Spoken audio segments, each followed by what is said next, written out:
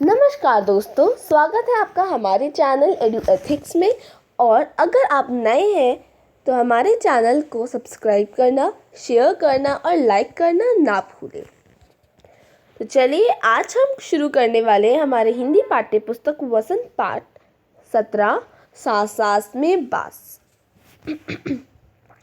बास यानी कि बैम्बू। बास को हम अंग्रेजी में बैम्बू कहते हैं।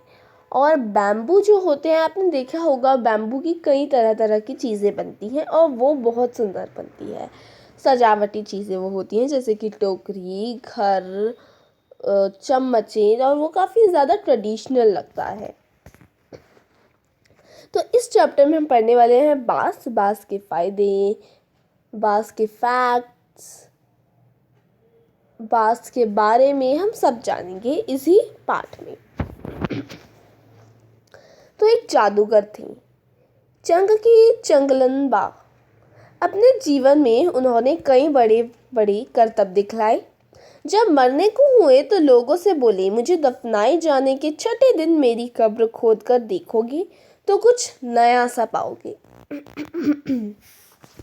कहा जाता है कि मौत के छठे दिन उनकी कब्र खोदी गई और उसमें से निकले बांस की टोकरियों के कई सारे डिजाइन।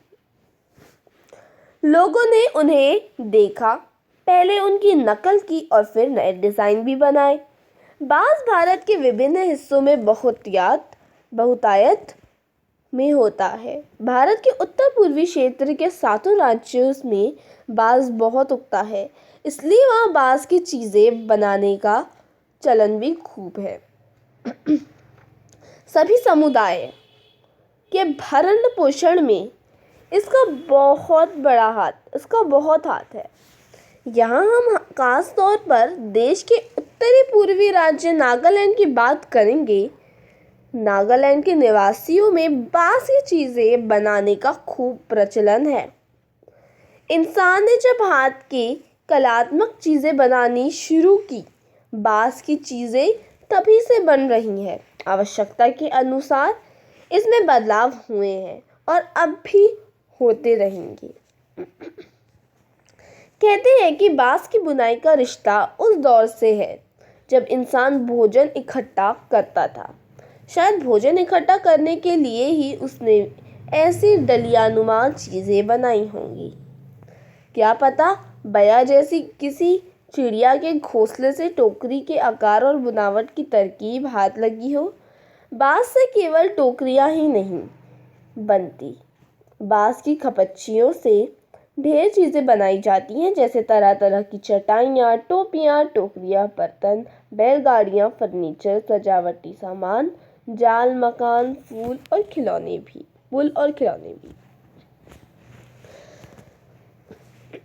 असम में ऐसे ही एक जाल चकाई से मछली पकड़ते हैं। छोटी मछलियों को पकड़ने के लिए इसे पानी के सतह पर रखा जाता है या फिर धीरे धीरे चलते हुए खींचा जाता है। बांस की खपच्चियों को इस तरह बांधा जाता है कि वे एक शंकु का आकार ले लें। इस शंकु का ऊपरी सिरा अंडाकार होता है। निचले नुकीले सिरे पर खपच्चियाँ एक दूसरे में गुंथी हुई होती हैं। खपच्चियों से तरह तरह की टोपियाँ भी बनाई जाती हैं। असम के चाय बागानों के चित्रों में तुम्हें लोग ऐसी टोपियाँ पहने दिख जाएंगे। और हाँ, उनकी पीठ पर टंगी बांस की बड़ी सी टोकरी देखना ना भूलना।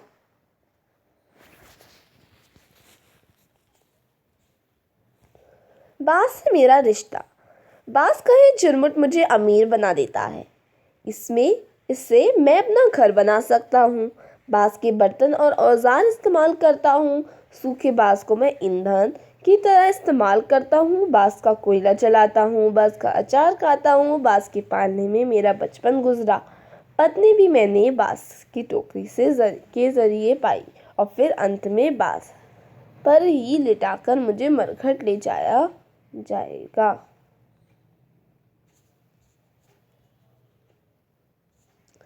जुलाई से अक्टूबर घनघोर बारिश के महीने, यानी लोगों के पास बहुत सारा खाली वक्त या कहो आसपास के जंगलों से बांस इकट्ठा करने का सही वक्त।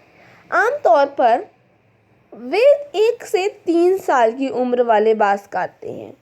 बूढ़े बांस सख्त होते हैं और टूट भी तो जाते हैं। बांस से शाखाएं और पत्तियां अलग कर दी जाती हैं। इसके बाद ऐसे बांसों को चुना जाता है जिनसे गांठें दूर दूर होती हैं। दाव यानी चौड़े चांद जैसी फाल वाले चाकू से इन्हें छीलकर खपच्चियां तैयार की जाती है। खपच्चियों की लंबाई पहले से ही तय कर ली जाती है। मसलन आसान जैसी छोटी चीज़ें बनाने के लिए बांस को हर एक गठान से काटा जाता है, लेकिन टोकरी बनाने के लिए हो सकता है कि 2 या 3 या 4 गठानों वाली लंबी खपच्चियाँ काटी जाए।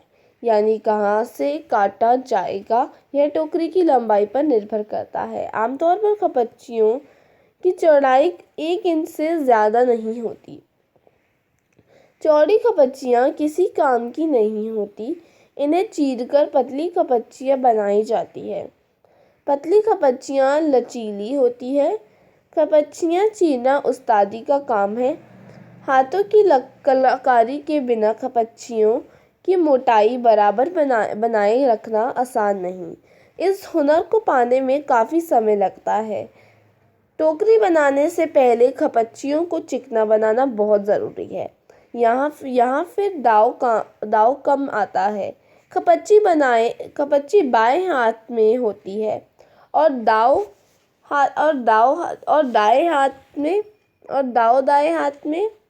दाव का धरातल सिर खपच्ची को दबाए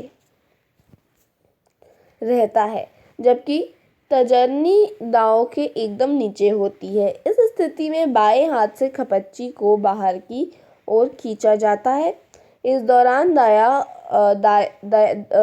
अंगूठा दाव को अंदर की ओर दबाता है और दाव खपच्ची पर दबाव बनाते हुए घिसाई करता है। जब तक खपच्ची एकदम चिकनी नहीं हो जाती, यह प्रक्रिया दोहराई जाती है। इसके बाद होती है खपच्ची की रंगाई। इसके लिए ज़्यादातर गुड़हल, इमली की पत्तियां आदि उपयोग किया जाता है।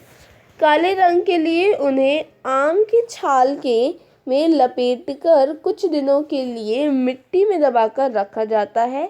बांस की बुनाई वैसे ही होती है जैसे कोई और बुनाई।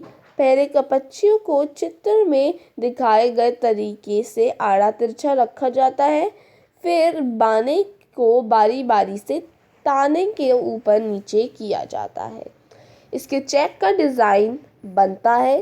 पलंग की निवाड़ की बुनाई की तरह टुडल बुनना हो तो हर एक बाना 2 या 3 तानों के ऊपर और नीचे से जाता है। इससे कई सारे डिज़ाइन बनाए जा सकते हैं।